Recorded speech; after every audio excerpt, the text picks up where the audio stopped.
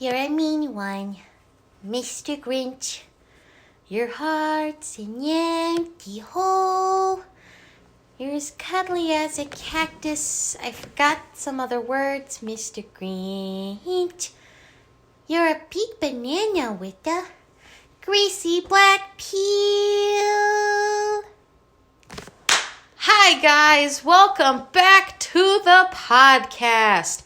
Welcome back to the Charming Analysis Podcast and our Christmas Palooza. Right, honey? Honey! Sure, if you want to call it that. Well, that's what I'm calling it this year. We'll come up with a different name next year. Because, yeah. Anyway, welcome back, guys. We're recording another podcast today. It's going to be a little bit of a quicker one because, we're both busy in a couple hours. So, yeah. So today we are going to be talking about the Jim Carrey version of How the Grinch Stole Christmas. It's the live action version. Right, honey? Yes. So I'm going to do the synopsis this time since it's pretty self-explanatory. The Grinch is a classic film at this point. So if you don't know what it is, a lot of people know what it is, but if you somehow don't, The Grinch is basically about this green creature that hates Christmas and wants to do everything to stop Christmas. It's a Dr. Seuss classic, and it's one that we've seen a lot of times. They have 3 different versions out. They have the original cartoon version, they have this version, which is the live action one, and they have the Illumination version that came out a couple years ago, I think. Mm-hmm. But we decided to watch the live action version because we just felt like it, to be honest. Like, it's not the best version in my opinion, but it's still good in my eyes. It could have been better, but that's what we're going to talk about. So, you want to talk first, honey? And give your thoughts? I grew up with this as a kid, and doesn't hold up. To get right to the point, doesn't really hold up. It's filmed very weird, ugly. It kind of is, to be honest with you. Like it's so gray. Yeah, like it's not as colorful as the cartoon. Like the cartoon and the Illumination version are way more colorful than this. It's literally like they muted everything. Yeah, they muted all the colors. It's just so gray, but it's like so light at the same time. There's way too much contrast. Yeah. Everywhere. Like out of all the versions of the Grinch, this is the only one that actually gives a backstory to the Grinch, which I will admit was a nice touch. And also, he's got 2 moms. What are you talking about? He gave a backstory to the Grinch and the Illumination one. I know, but no one fucking gives a shit about the Illumination ones because it's so boring. But yeah, but this version also has him having 2 moms, which I think is really nice.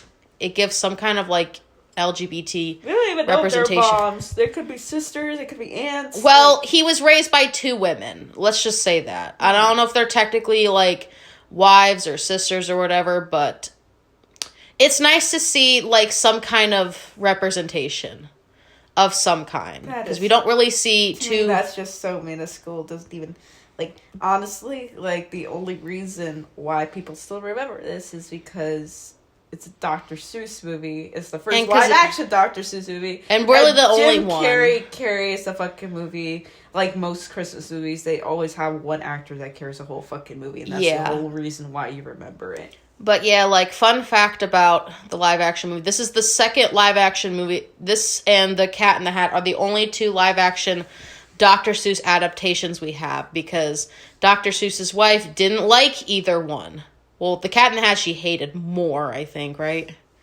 I mean, I think everybody hates The Cat in the Hat more than The Grinch. Which is disappointing, because it's like, it had a lot of potential, but they could have done a lot better with it. Yeah, I mean, especially with that fucking costume and makeup. All the people had rat noses. They looked like rats. They look disgusting. They don't look the best. Like, the only good version of the Who's is when they're animated.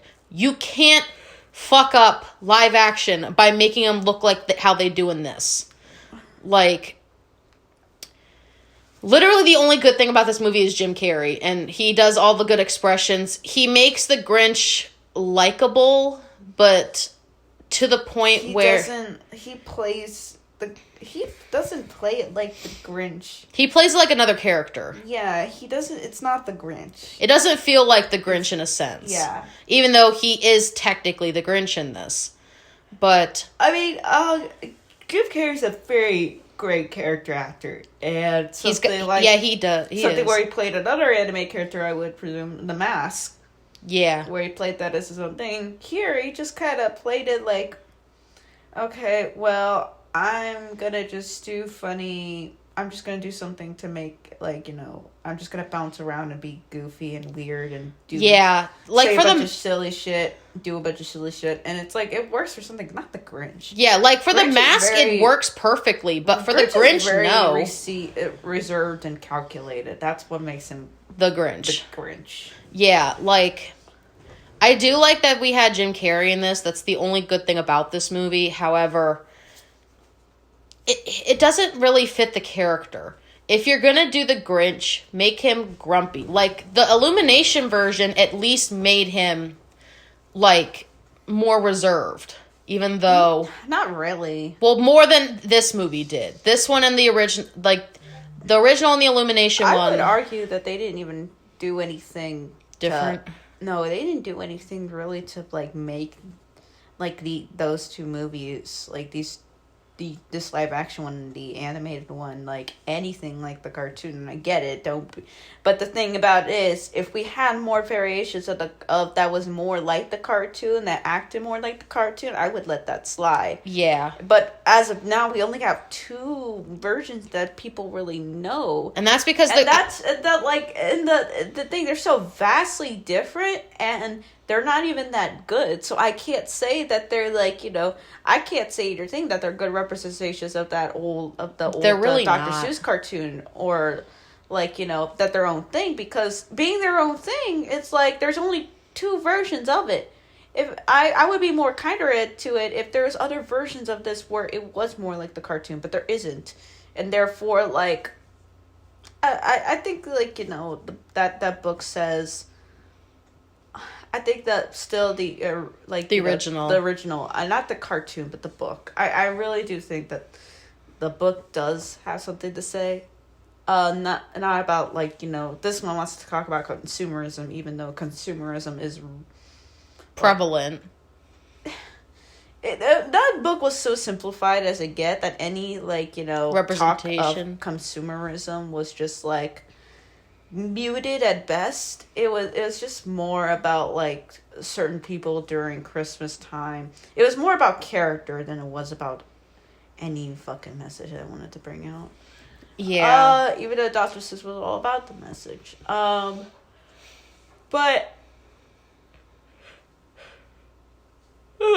sorry. But the Grinch, the How the Grinch Stole Christmas, like, think of any other Dr. Seuss character besides, like, what other famous Dr. Seuss character is as famous as the Grinch? Probably the Cat in the Hat.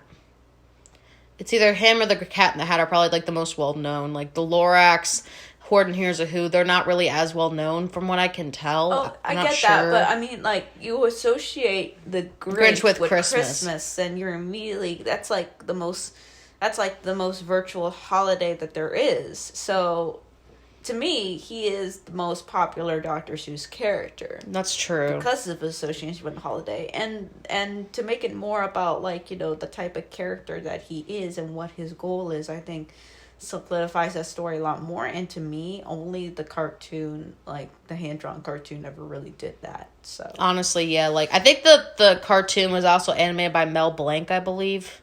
I think. Because he's the guy that made the original Looney Tunes, so you can tell in the animation that it's him. Like, you can tell. And also, he was a man of many voices. Boris Karloff played the original Grinch. Yeah.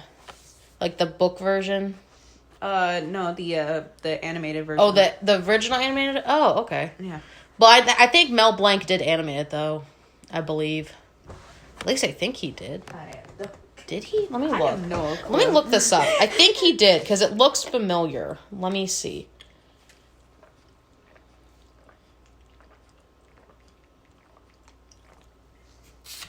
Forgive me, I'm very tired. It's okay. Not the 2018 one. I meant the original. Type in 19. Chuck Jones. Chuck Jones, yeah, that was who it was. I thought it was Mel Blanc. Mel Blanc is the voice actor. Oh. No, it was Chuck Jones. That's why I recognized Mel Blanc it. is the voice actor. Sorry, I got confused. Chuck Jones, yeah, he's one of the people like Mel Blanc, one of the original people. He worked on Looney Tunes, so. Yeah.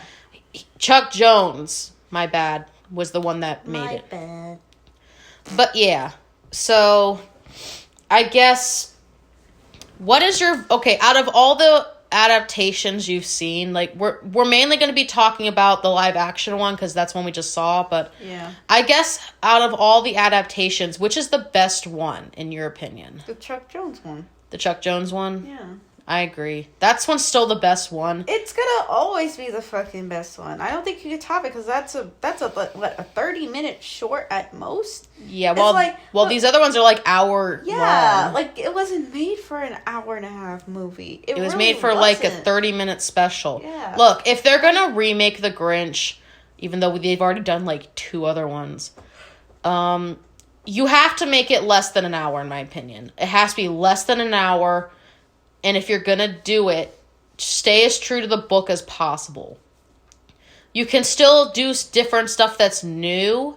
Just try and make it so... And I'm not saying it's unadaptable to an actual, from book to screenplay. I'm not saying that is unadaptable. You could make a Dr. Seuss book work. It's just very hard.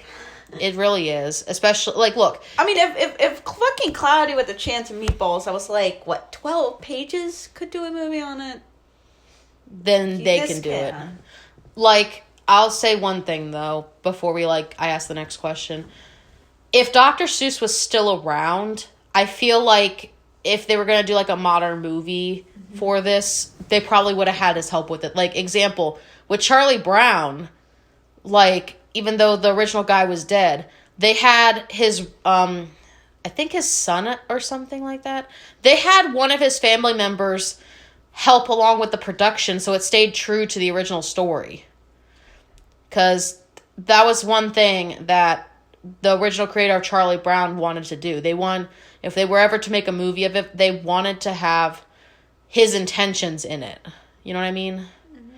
I feel like Dr. Seuss probably would have done the same thing, in my opinion, because both those people, they love what they do. They don't want the thing tainted by, someone without, good intentions. You know what I mean? Yeah.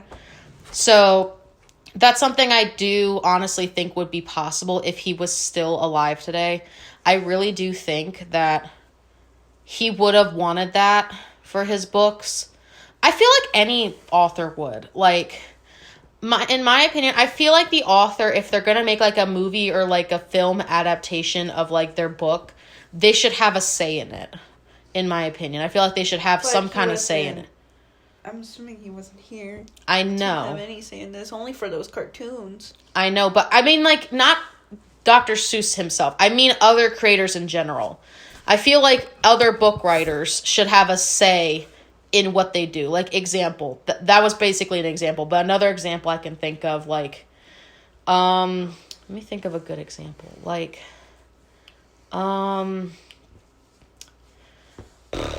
think with Good Omens, I think Neil Gaiman worked along with the people to make that, right?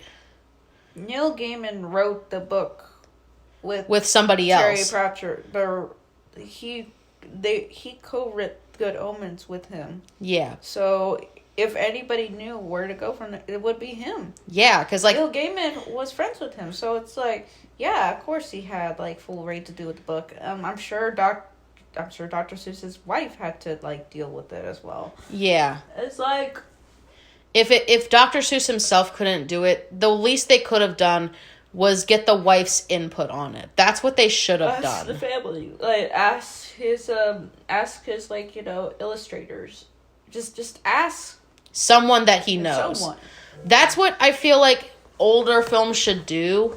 nowadays, if you're going to modernize a film, like Candyman's like, you know, been around for a long time, and they're remaking it. And we know Jordan Peele is probably going to make a really good version of it, because even though he's still new to the film industry, as an example, he's good at making the shock humor, and I feel like he could do well with the character.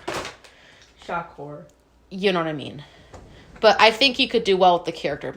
Basically, my point is, if you're going to do like an adaptation of something from the past, have some kind of input from the creator, or at least someone that knows the creator. Maybe. So that way you're staying true to it. Because I think do something new that's not going to jeopardize the character. Just do something new that doesn't stray from it, because I'm just like, well, maybe it would be more like, you know, I come back to these movies thinking that it would be more fun in my head, but they're really not. They're kind of sad. Just boring.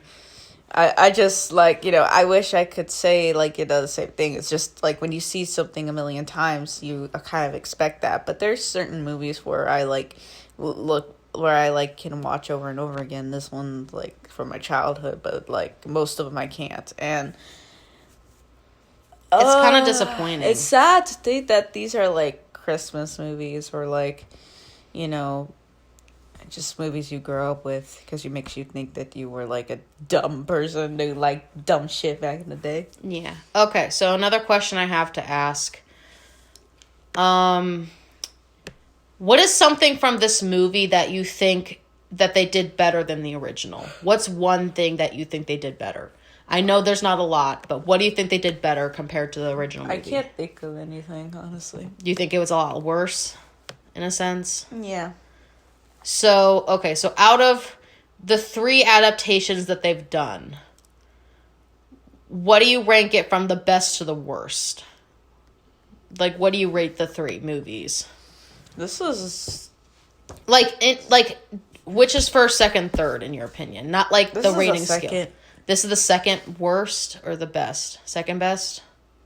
It's in the middle. There's only 3.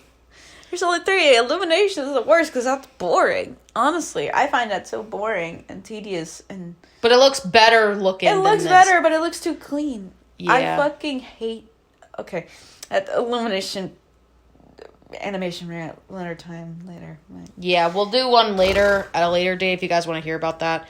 Even though I really have no issue with it, but Jay kind of does with Illumination, but... I know it was boring fucking company. Yeah. Anyway, let's continue talking about the Grinch. So, okay. So if they're, for some reason, going to remake this again, which I have a feeling they probably are. Oh, they will. They'll do it. What do you think they should do to make it better? So that way it's not boring, and 2, muted in color like this one, and 3, at least close enough to the book while trying something new. What do you think they should do if they ever remade this again? Which I wouldn't be surprised, because they've remade this several times compared to all the other Dr. Seuss movies. I would not really care to watch another adaptation of The Grinch. You don't think you would like it?